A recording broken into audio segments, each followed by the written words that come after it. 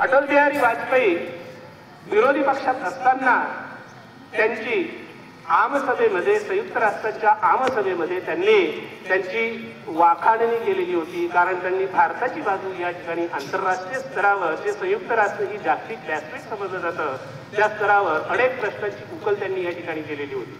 अमेरिकेचे राष्ट्राध्यक्ष त्या काळात रोनाल्ड रेगन जे होते ते सुद्धा थरथर कापायचे इंदिरा गांधींना. म्हणून या 1972च्या स्टॉकहोमच्या परिषदेमध्ये इंदिरा गांधी भारताचं प्रतिनिधित्व करण्यासाठी स्टॉकहोमला म्हणजे स्वीडनच्या राजधानीत गेल्या होत्या. तिथून त्या परत आल्यानंतर त्यांनी भारतात या ठिकाणी आल्यानंतर सचिव पातळीवर जे जे काही सचिव असतील या सर्व सचिवांना सांगितलं होतं की तुम्ही कामाला लागा. आपल्याला भारतामध्ये भूगोल या विद्याशाखेमधून स्वतंत्र अशी एक विद्याशाखा स्थापन करायची आहे, ज्याचं नाव आहे पर्यावरण. म्हणून 1972 मध्ये पर्यावरण हा विषय भूगोलातून विभक्त करण्यात आला, वेगळा करण्यात आला आणि एक स्वतंत्र विद्याशाखा म्हणून हा विषय 1972 पासून विद्यापीठीय पातळीवर सुरू करण्यात आला. आणि त्याचं महत्वाचं श्रेय जे आहे ते स्टॉकहोम परिषदेला जातं. कारण सर्वप्रथम युरोपियन राष्ट्रात साम्राज्यवादाच्या जोखडातून त्यांनी मोठ्या प्रमाणात जगावर राज्य करून अमाप पैसा या ठिकाणी या खंडात नेला आणि यातून सर्वप्रथम पर्यावरणीय समस्या ज्या उद्भवल्या त्या युरोपियन राष्ट्रांना. म्हणून स्टॉकहोमची राजधानी स्वीडनची राजधानी स्टॉकहोम या ठिकाणी तत्कालीन ही जी परिषद झाली त्या परिषदेला जेव्हा इंदिरा गांधी गेल्या त्यावेळेस त्या फार गंभीर होऊन भारतात परत आल्या आणि ही विद्याशाखा त्यांनी या ठिकाणी स्थापन केली. स्वीडनचीच एक मुलगी, तिचं वय 23 वर्षाचं, वयाच्या 16व्या वर्षी ग्रेटा थुनबर्ग असं या मुलीचं नाव आहे. या 23 वर्षाचे 2003 मध्ये तिचा जन्म झाला. तिने स्वीडनच्या संसदेसमोर धरणं आंदोलन धरलं होतं. विद्यार्थी मित्रांनो, का 1920 मध्ये जर राष्ट्रसंघाची स्थापना झाली, 1945 मध्ये पुन्हा ह्या राष्ट्रसंघाचं दुसऱ्यांदा बारसं झालं, त्याचं नामकरण झालं, संयुक्त राष्ट्रसंघ असं त्याचं नामकरण झालं. आज त्याला 1992 नंतर संयुक्त राष्ट्र म्हणून आपण संबोधतो.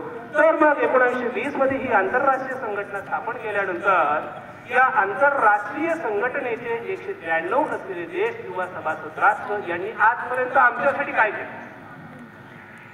जर तुम्ही म्हणता जागतिक तापमानात इतकी वाढ झालेली आहे तर मग आमची पिढी हे तापमान कसं सहन करेल? भविष्यात जन्माला येणाऱ्या पिढ्या हे तापमान कसं सहन करतील? त्यासाठी तुम्ही आमच्या समोर हे जे ज्वलंत प्रश्न उभे करून ठेवलेले आहेत, या ज्या जटिल समस्या आहेत जागतिक तापमान वाढीच्या, तर या कशा कमी करता येतील?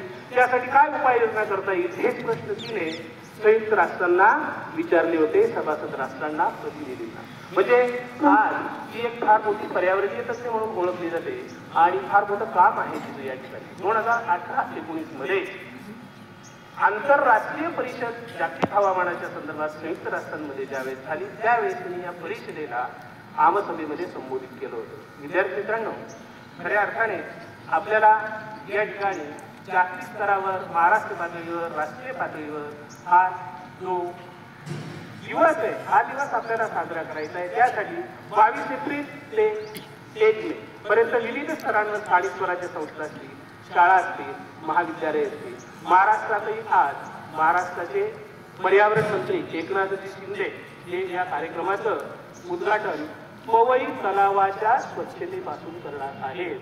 आणि या कार्यक्रमाचं उद्घाटन आज झाल्यानंतर या ठिकाणी विभागीय, जिल्हा, तालुका, ग्रामपंचायत, स्थानिक स्वराज्य संस्था, आम्ही राहतो त्या परिसरामध्ये आमच्या आजूबाजूला जी नैसर्गिक परिस्थिती असेल ती धोक्यात आलेली आहे का, याचं अवलोकन जर आमच्या विद्यार्थ्यांनी या ठिकाणी जर केलं तर खरोखर विद्यार्थी राष्ट्राची ही भावी शक्ती असते.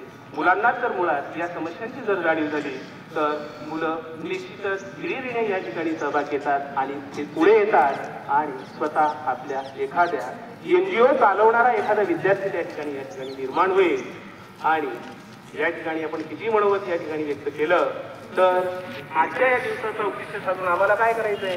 झाडं लावा, झाडे जगवा, झाड तोडू नका. छत्रपती शिवाजी महाराज कर्णबाण झाड जे असेल त्याच्यावर कधीच कुऱ्हाड चालू देत नव्हते.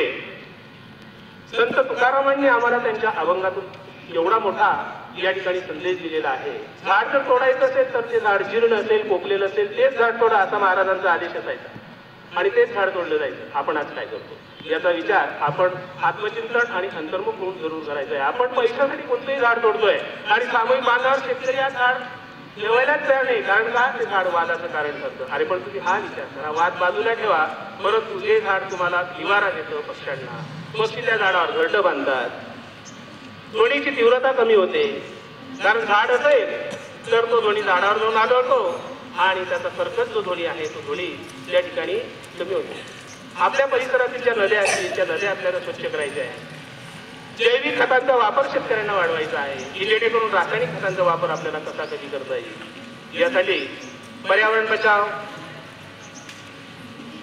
ही जी मोहीम आहे ही मोहीम या ठिकाणी आपल्याला आज राबवावी लागेल. आपल्या शाळेचे मुख्याध्यापक माननीय वानगोता सर यांनी आजच्या या दिवसाचं औचित्य साधून मला 2 शब्द व्यक्त करण्याची संधी जी या ठिकाणी दिली, त्यामुळे मी त्यांचे व्यक्तिशः आभार मानतो. आणि आपण सर्वांनी, शिक्षक बंधू भगिनींनी आणि विद्यार्थ्यांनी हा कार्यक्रम अत्यंत शांततेने ऐकून घेतला, त्यामुळे तुमचेही धन्यवाद.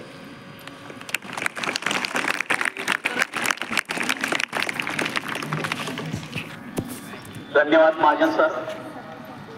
खरोखर या ठिकाणी एक अभ्यासपूर्ण असं मार्गदर्शन आपण आम्हा सर्वांना केलं आहे. त्याबद्दल मी पुनश्च आपलं जोरदार टाळ्यामध्ये अभिनंदन करू इच्छितो.